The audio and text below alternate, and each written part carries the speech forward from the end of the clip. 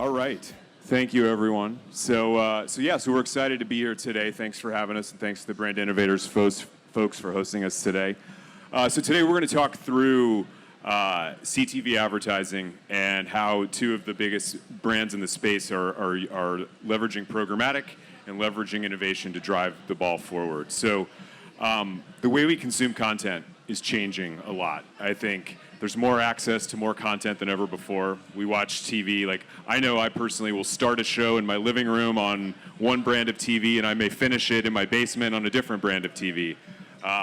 So all this is served to make our jobs, I think, way more complicated and hopefully more fun and more innovative. So I guess to start off, a quick icebreaker, I wanted to talk about, let's do a quick intro of who you are, and then I have a few follow-up questions about the shows you're watching. So Jason, do you want to start and tell us a little bit about you and your role?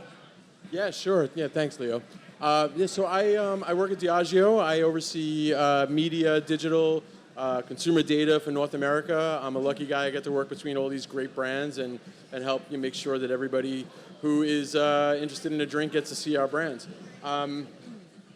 So my viewing, right, we were talking about shows. Yeah, right? Curious how you primarily watch shows. Do you stream? Are you a cable? Similar to you as well, right? So it depends on what's going on the main TV in my house and what my wife and my daughter are watching, which usually drives me down to the basement to pick up where I left off on Yellowstone or 1883 or any of the other things I'm watching, or sports or something like that. Or in the summer, I'll take my iPad outside and watch on there. So my viewing habits are very mobile as well, depending on who's taking my TVs in the house. Great. Colleen, you want to do a quick intro of yourself and tell us a little about your role?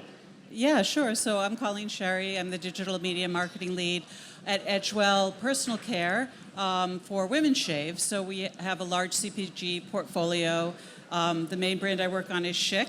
So for women, Hydrosilk and Intuition. Then we also have the men's Schick. We also have sun care brands like Banana Boat and Hawaiian Tropic, and then also FemCare and a bunch of great men's grooming brands. So our little sobriquet there is we make useful things joyful. So it's probably many of you have used the products.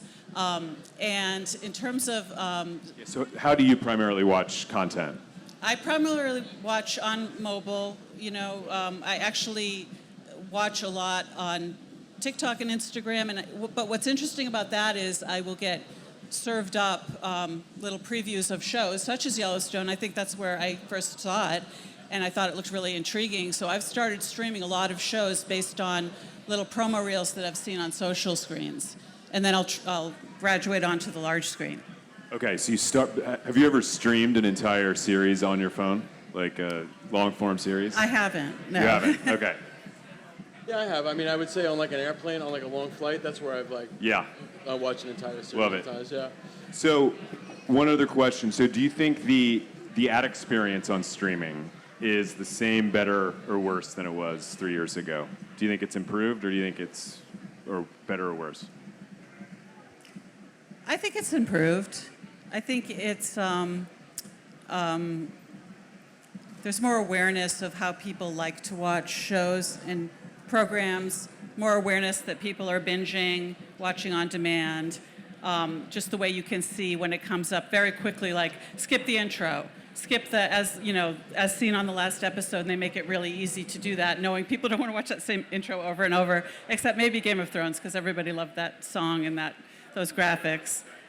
So I think there's more consciousness of how people watch and their habits, and then the space is adjusted to that. Yeah. Hey, Jason. Yeah, look, I mean, I think from a consumer perspective, I'd agree with Colleen that the space has matured.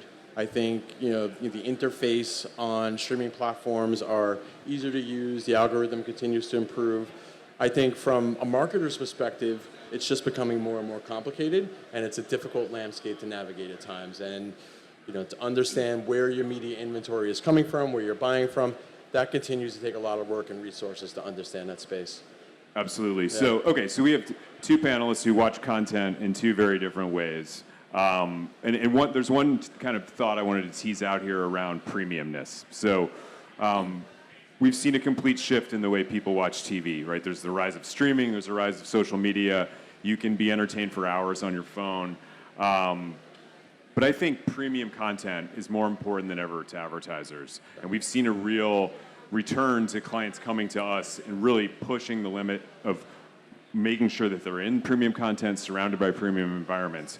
Do you agree that this seems to have bubbled back? Did it ever change, or do you agree that this is kind of a return in the last year? I think it's a return. I think, as these smaller screens and social platforms arose and content creators versus professional writers, professional actors, really getting that great storytelling that is compelling and great production values. I think people are coming back to understand the importance of that.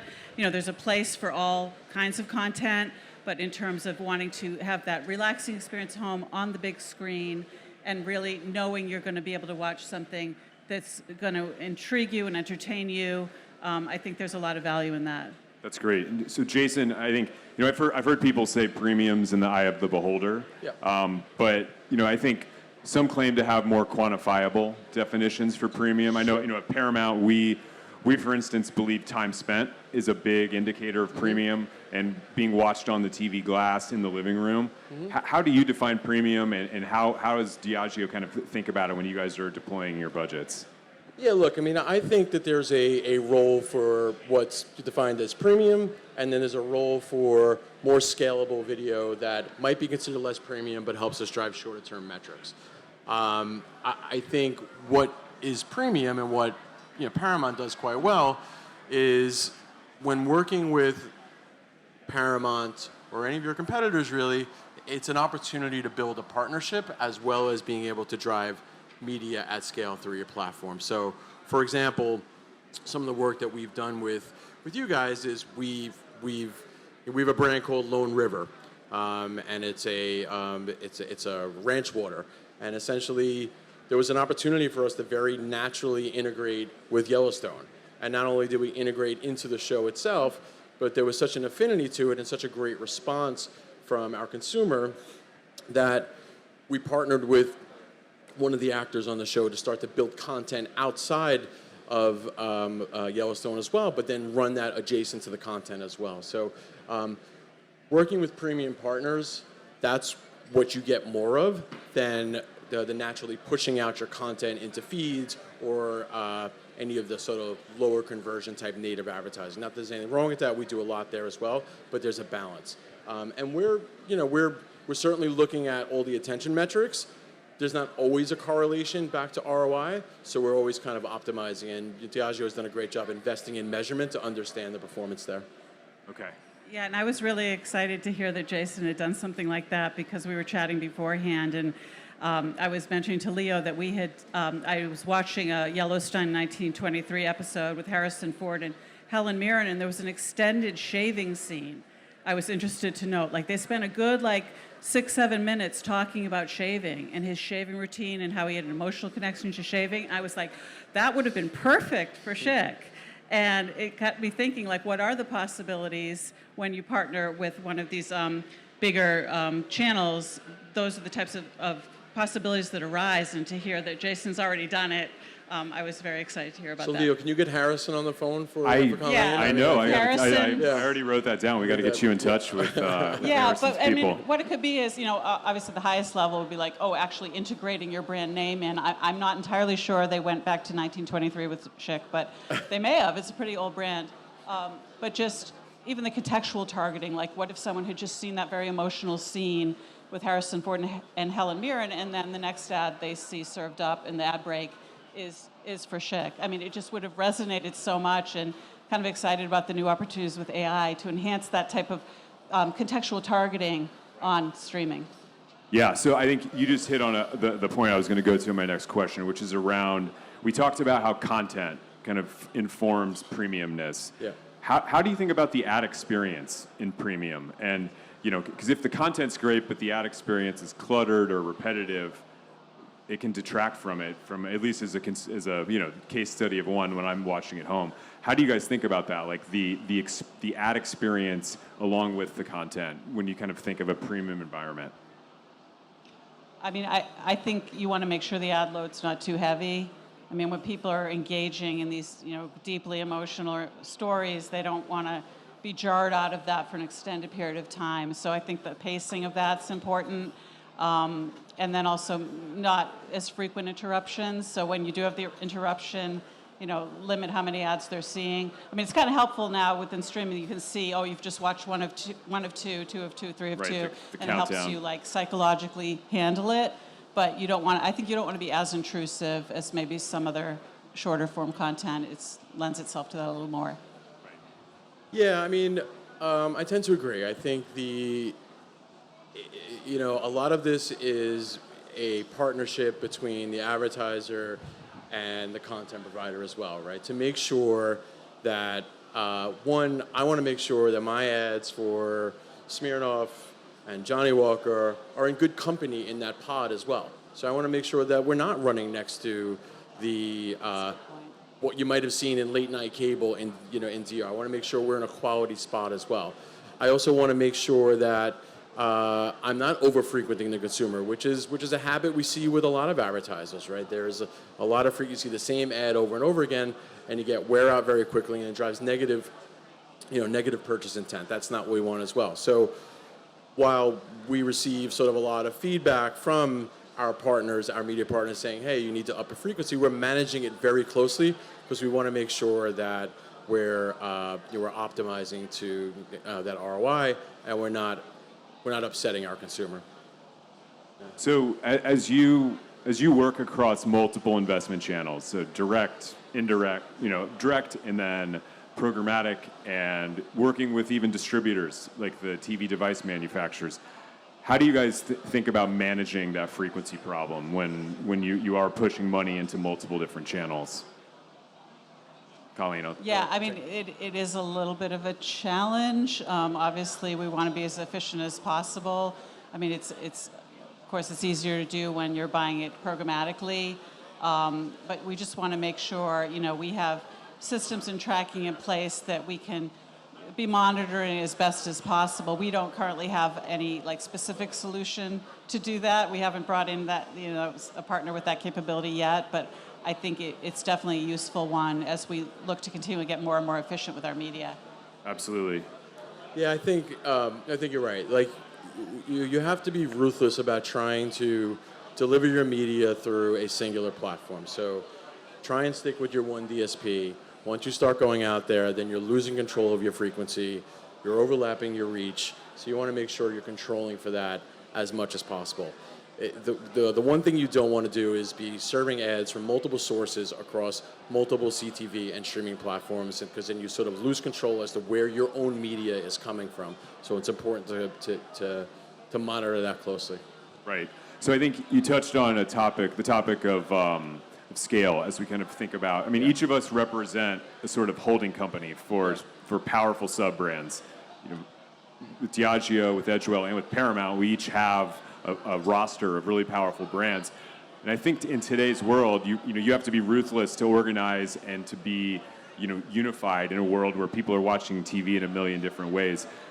How do you guys think about leveraging the scale, and whether it's through cross-pollination or kind of getting your data consolidated into one place, or all of your ad tech? How have there been ways that you've leveraged the scale of your holding company to kind of deploy in this really fragmented world? Yeah, sure. Jason. Let me start. Yeah. Look, I mean, we are a holding company with probably 100 plus brands, 25 plus brands active at any time in media. And one of the things that we've done at Diageo is we've built up a real strong measurement capability, and that gives me a real opportunity to be able to leverage the learnings from brand to brand and make sure that we're taking those insights and executing upon them. So the scale of our company not only helps us, obviously, from a cost perspective when we're buying media, but it really allows me to share that the learnings across the portfolio. Some of you were here a few minutes ago when Julie Yufei, who runs vodka at Diageo, her brands will certainly benefit from what we're learning on Johnny Walker in the whiskey portfolio. That's great.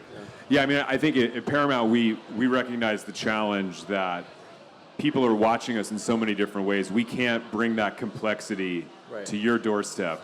And so, we've tried to organized into one single entryway, so that you can find a Yellowstone viewer, whether they watch on TV or if they're watching on streaming or if they're watching 1923. So it's really been about that simplifying and flexibility. So yeah, I don't know if you had any additional thoughts on that. Yeah, I mean, same as Jason. I mean, we have a big portfolio. We share our learnings. We meet regularly with each other. We bounce ideas off each other. Sometimes we integrate with each other. For example, Women's Shave has a real affinity with our sun care, Hawaiian Tropic, and Banana Boat. So it's like really easy for us to get together and pool our resources and say, hey, we want to go to market together for a swim and sun season. But we always want to make sure we're leveraging the collective buying of the corporation. And we have, a couple of people on our team that kind of take a look at opportunities across all of the brands, which has been really helpful to me and my brands. What about in terms of identity and data and shifting gears to understanding your consumers and how they're purchasing? How much are you leveraging retail data when you go to purchase these days and assess the effectiveness of your buys? Yeah, look, I mean, data and our use of data is extremely important, and we're leveraging, data sources across our partners, our own data. Really just making sure that we're using all the tools in our tool belt to reach the right customer at scale in the right markets as well. We found our use of location data to be very relevant. I think what's next is how you figure out how to drive that contextual relevance on top of that, the location data as well. But it's extremely important to us. Yeah. Yeah. Yeah, and of course, data is important to us as well. We're currently in the process of really building it out and gathering it and being able to action it. Then we also love to work with our retail customers, being a CPG, our customers are the Walmarts, the Targets, the drug accounts. They are sitting on top of vast shopper data, of course, in their own retail locations. And when we run programs with them, it's incredible because we know exactly who's buying our product and who to target, and that program becomes very rich. We always look for opportunities to also bring in, IRI data and target, with purchase-based segments, and just definitely always leverage that to the greatest degree, whether we're trying to convert one of our existing buyers onto another tool within our portfolio. We have solutions for all different zones, so there's a lot of cross-shopping there. Or going after new consumers who may be, shopping for a competitive brand or actually new to the market. Maybe they're at the age they're going to start using some of our products. Okay. Lastly, I just wanted to kind of touch on programmatic a bit at the end here. So how do you guys think about, I think you're both very engaged in programmatic buying. It's sort of in the water with the way that you're buying, I know at least in your relationship with us.